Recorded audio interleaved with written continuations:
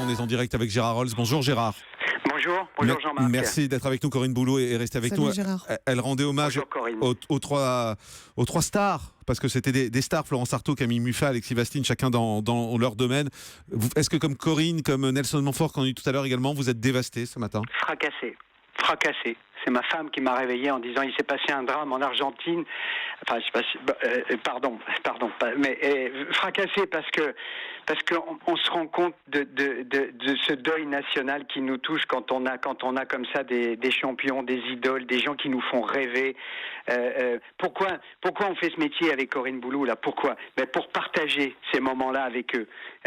Les larmes d'Alexis Vastine, Pékin et Londres, la joie, le sourire énorme de Camille Muffat, le courage de Florence, quand elle a gagné avec son hémorragie, la première femme, c'était exceptionnel. Tout ça, c'est des gens qui nous font rêver, qui nous font vivre mieux, qui nous font vivre plus fort.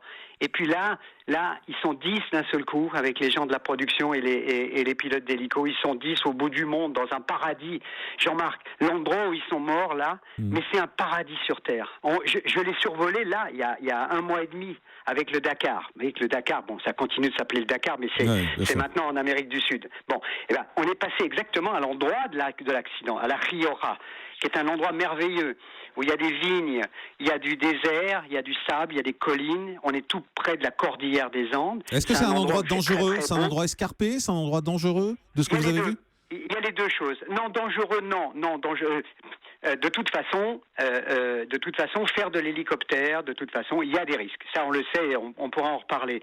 Mais non, l'endroit est absolument magnifique, l'endroit. C'est une des plus belles régions d'Amérique du Sud et d'Argentine. C'est un vrai paradis. Et c'est pour ça que la production de TF1 l'a choisi d'ailleurs. Puisqu'il y a tout. Il y a du désert, il y a des forêts, il y a des grandes dunes, il y a de la haute montagne.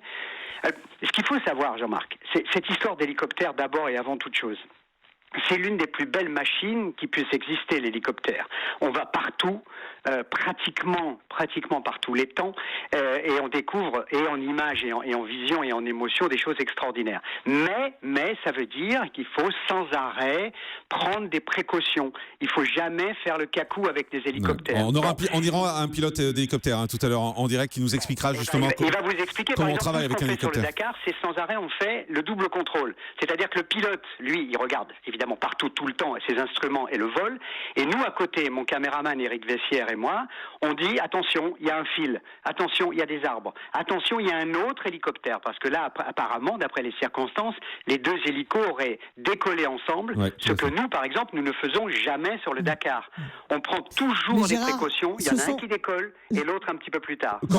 Gérard, ce sont des pilotes ASO qui viennent, enfin en tout cas qui sont amenés par ASO, je suppose. Je sais que quand Gérard Fusy faisait son raid en Argentine, il venait avec des pilotes français d'hélico. Il laissait pas le soin aux... Nous avons les deux. Moi, mon pilote, par exemple, est un pilote chilien, Francisco Diaz, qui fait partie d'une compagnie Ecocopter du Chili, qui nous loue les hélicos pour le Dakar. Mais il y a aussi un support logistique de l'armée argentine. Et d'après ce que j'ai vu tout à l'heure là, sur certaines photos, apparemment, il y aurait au moins un hélico plutôt de l'armée argentine ou de l'office du tourisme. En tout cas, ce sont 2 hélicoptères argentins. Les 2 pilotes étaient argentins aujourd'hui. Certains commencent d'ailleurs à poser des questions sur l'état de ces hélicoptères. Alors, est-ce qu'il s'agit d'une faute de pilotage? Est-ce qu'il s'agit d'un problème dans l'hélicoptère? Les choses vont avancer au fur et à mesure de la journée. Merci beaucoup, en tout cas, d'avoir été avec nous, Gérard Rolls. Vous êtes fracassé, c'est le mot que vous avez employé ce matin. Parce que c'était vraiment les trois, là, avec des tempéraments différents, des gens bien, qui étaient plutôt d'ailleurs dans la discrétion tous. Ça, c'est vrai pour Alexis, qui essayait de revenir au plus haut niveau. Camille, c'est extraordinaire. Camille, c'était une montagne de tendresse et en même temps d'énergie. Et je crois que tout le monde est unanime là-dessus. Merci beaucoup d'avoir été en direct avec nous.